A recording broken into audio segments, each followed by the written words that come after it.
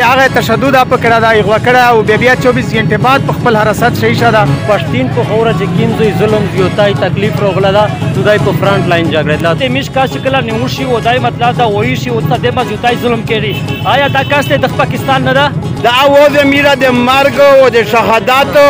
او د سانس د اخري لمحه ته سپورټ کوي کیم حال کو ارسی چې ظلم خلاف اواز شي چې کلا صحافي د دغه ریاست خلاف کیسه کړی دو نو صحافي یا مړ کړه دا شهید کړه دا او یې ملک بدر کړه دا او کوم ملک بدر یا شهید نو کو نو زندگی دیم را څنګه کو چې هغه صحافت پرېږدي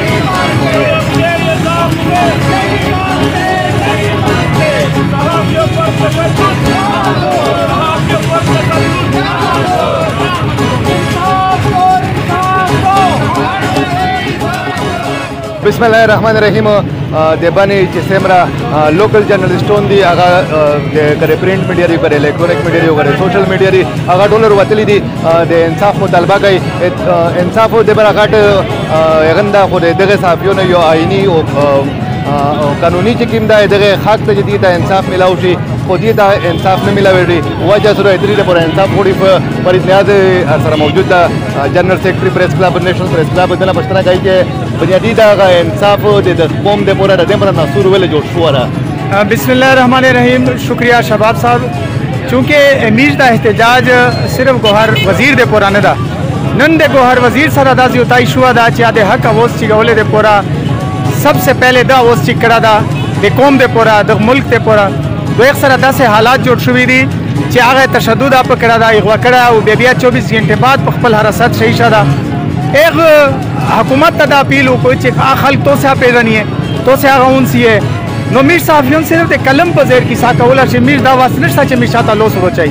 خود ملک سے پر ریاست سے ننا ریاست چار کئی لگا دا یو ریاست ته پاتا نه لګي چې دا دوام ریاست ویلې جوړ شو دا حالانکه یو عام پبلک ته دا پاتا لګي چې دا دوام ریاست چا جوړ کړه دا نو میر خو هریون دغه کې سیتای چې کلا صحافي د دغه ریاست خلاف کیسه کړی دو نو صحافي یا مړ کړه دا شهید کړه دا او یې ملک بدر کړه دا او کوم ملک بدر یا شهید نو کو نو زندگی دیم را څنګه کو چې هغه صحافت پرېږدي نن د گوهر وزیر یکجهتی د پورا چې د سره کیم ظلم شو دا امو سوشل میډیا چې سمرا ورکرون دي دمو الکترونیک میډیا سمرا ورکرون دي دمو پریس کلب دواره پریس کلب نه چکیم دي دغه لاین ته همیشه سره تعاون کړه دا وزه ډیر شکریا ادا کوم چې دی گوهر وزیر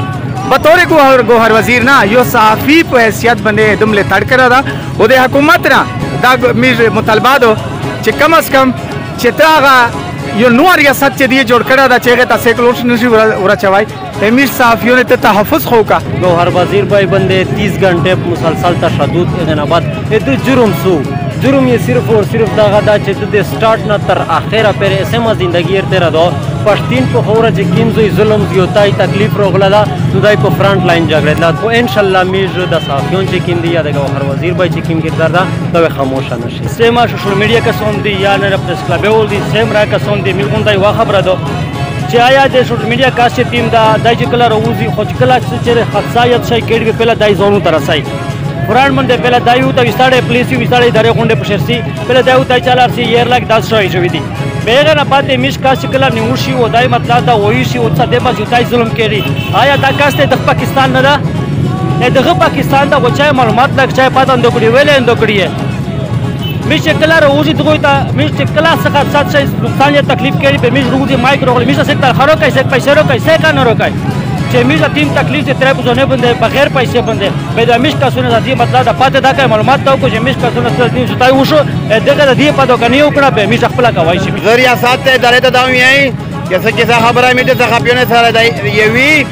میډیا مشرونی می سره درپتا کوي می سره د پښنی دا پښتون بیل ته د ټوله مسله په جارګه سیستم باندې حل کړي میش کا نه په ګیس باندې نوسی پښتون قوم یا میر صحافیون چې کیمه پښتون بیلډ د هغه امن اوازو میر سپورټ کوي دغه د وسایل باندې د اختیار اواز سپورټ کوي یا په ګیس باندې د اختیار خاصلول اواز سپورټ کوي د اواز میرا د مرګ او د شهادت او د سانس د اخري لمحه ته سپورټ کوي